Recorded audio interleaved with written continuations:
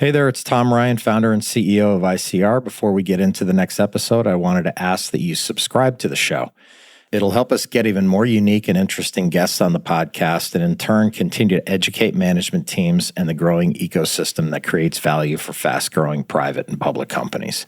And while you're at it, head over to Apple Podcasts and leave us a 5-star rating. Very much appreciated. Waste should not be treated as a liability, it's an asset. Across the United States, discarded food oftentimes ends up rotting in landfills. But one company in California is harnessing the power of data to make sure those valuable nutrients don't go to waste. A data-driven approach is the best in order to repurpose food waste and to enable a circular economy. My name is Tom Ryan, and this is Welcome to the Arena, the ICR podcast. Each week, I sit down with today's business leaders to give you an inside scoop on some of America's most prosperous public companies, their origins, their challenges, and the keys to their success. Our guest today is Clemens Stockreiter, the founder and CEO of Recircle Solutions, a company transforming pre-consumer food byproducts into sustainable animal feed ingredients. Clemens has spent more than 2 decades leading recycling and circular economy businesses, including as CEO of PreZero US and CFO of Sky Plastic Group. He joins us today to talk about how Recircle is using science and technology to close the loop on food waste and build data-driven circular food economies. Let's enter the arena with Clemens Stockreiter.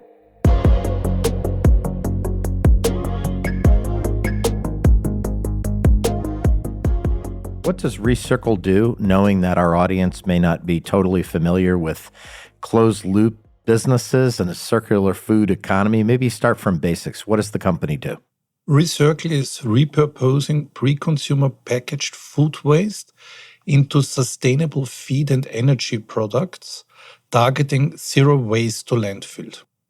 So we are focusing on organic food waste because it's where climate impact, food security, and innovation meet. As you can hear, I'm Austrian, European. Yeah. And I'm born and raised and also educate my kids to reduce, reuse, recycle any waste material. Yep. Therefore, I'm constantly looking of ways how to treat waste as an asset than a liability. And I feel that organic food waste is the perfect example how to maximize its value.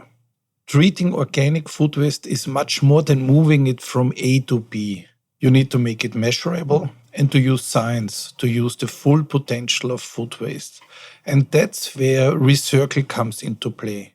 So what you're focused on is organics, quote unquote. It's really the most complex business that you've been a part of, from what I've heard. What makes it so challenging and so important and complex to get it right?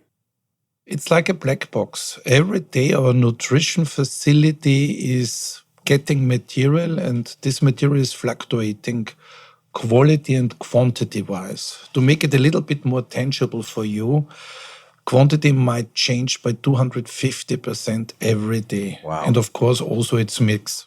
So our challenge is to balance perishability and consistency of our products and to adjust it continuously in order to make sure that we deliver the right product to our partners and we are within our product specifications, which are the right moisture, the right nutrition content, the right caloric value.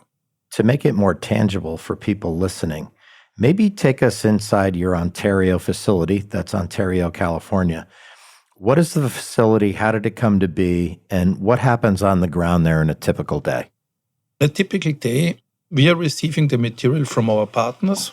And what we do, we immediately start to track it. We start to classify it through a visual inspection and immediately target how to repurpose it best with our products.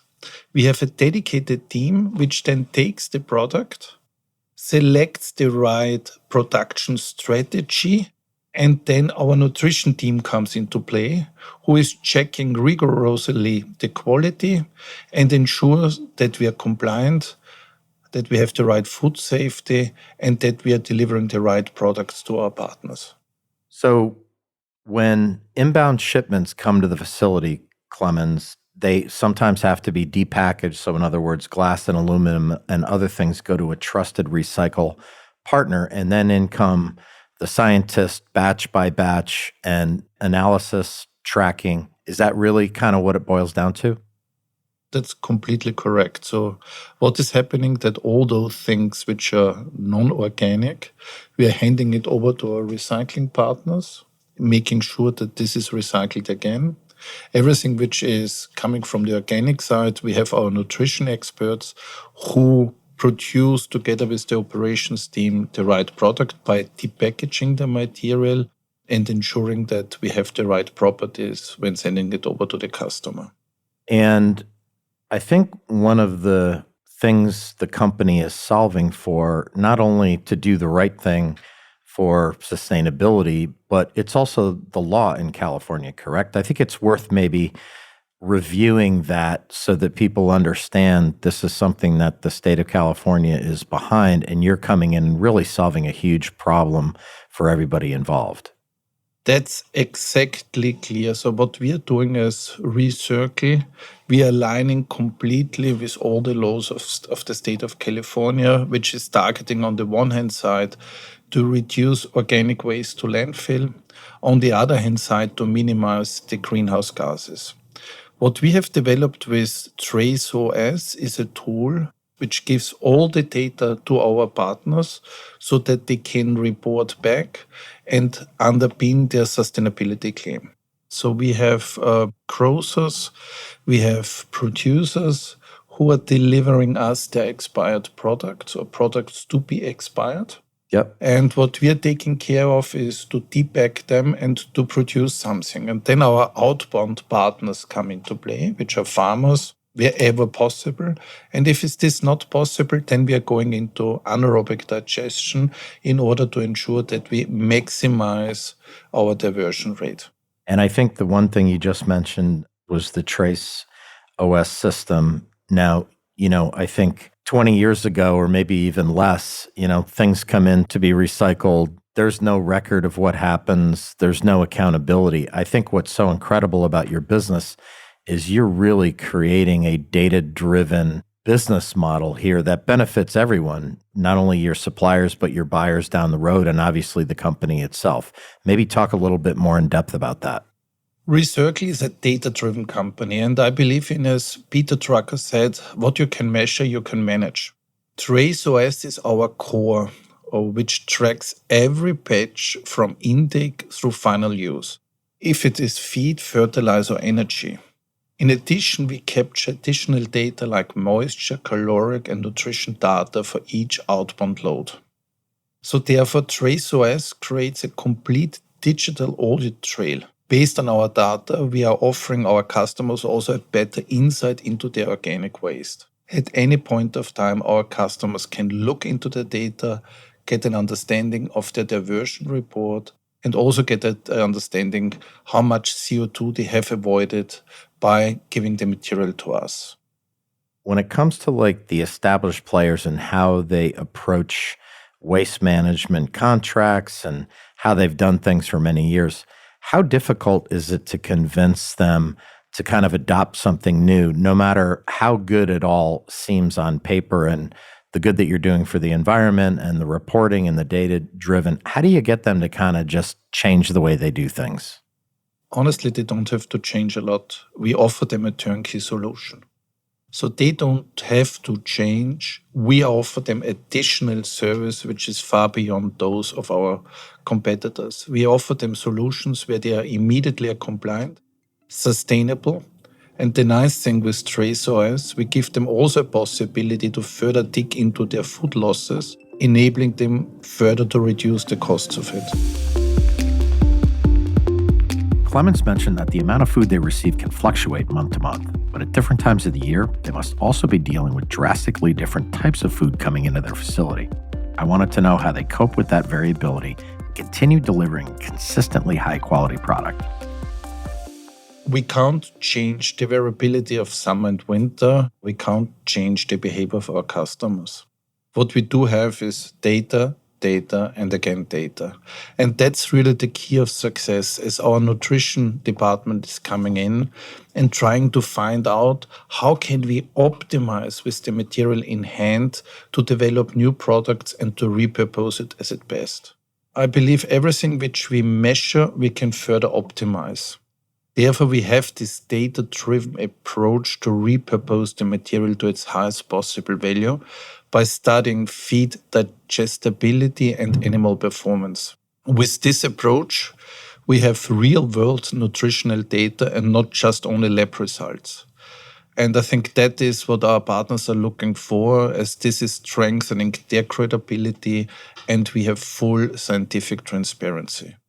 I was reading ahead of this interview, you used the term copy and paste scalability, which I thought was a really interesting term. But I think the spirit behind that quote was when you have the technology and the science in place, it's something that you really can replicate. Is that accurate, Clemens? How would you describe that quote? That's completely accurate. So what we are building up here in Ontario is a plant which can be copy and paste throughout the USA, throughout California, because we have the data, we have the traceability, we have the nutritional know-how, we have our nutrition experts, and we have found then the way how to divert organic waste material from landfill. And that can be copied and pasted throughout. And on top of it, we already have purchased a new machinery which can be placed at the second site. Now, I know you recently partnered with Inland Empire Waterkeeper. I think that was to upgrade the Ontario facility in part. What was the aim of that collaboration? What impact has it had? We have targeted to minimize our environmental footprint. That was the reason we installed systems to safeguard waterways in order to reduce industrial discharges. And again, that's for me an example about circularity and also about partnership between Inland Empire Waterkeeper and our facility. What's next for Recircle, heading into 2026 and 2027 maybe, and that's a long way to look out, but what are you most excited about for the business next year? And what kind of milestones or initiatives should our listeners keep in mind when they're tracking the company? I think it's twofold. First of all, I would like to expand TraceOS capabilities. I would like to start in data partnerships with our inbound partners, enabling them further to reduce waste. Secondly, I would like to further develop our outbound products. I would like to deepen the collaboration with Cal Recycle and local agencies in order to make it really true that no organic waste is going into landfill. And then if you had to leave our listeners with one message about the future of circular food systems, what would it be? Because it's such, you're like at the forefront of something that I would imagine is only going to grow. I think there's three messages. Number one is every waste stream, and that's food too, is too valuable to landfill. Together we can make a difference. Secondly, a data-driven approach is the best in order to repurpose food waste and to enable a circular economy. And third, waste should not be treated as a liability. It's an asset, it's a nutrition, and everyone is going to benefit from it if it's not landfilled, from grocers to the planet.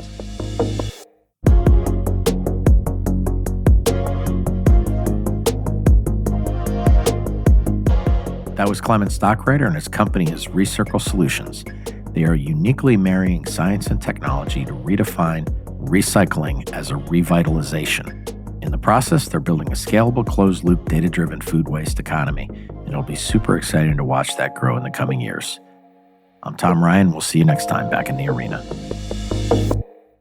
References to specific stocks are not intended to be recommendations for specific trading behavior. Comments presented on this podcast are intended for informational and educational purposes only, and do not represent opinions or recommendations on whether to buy, sell, or hold shares of a particular stock. All investors are advised to conduct their own independent research into individual stocks before making a trading decision. In addition, investors are advised that past stock performance is no guarantee of future price performance.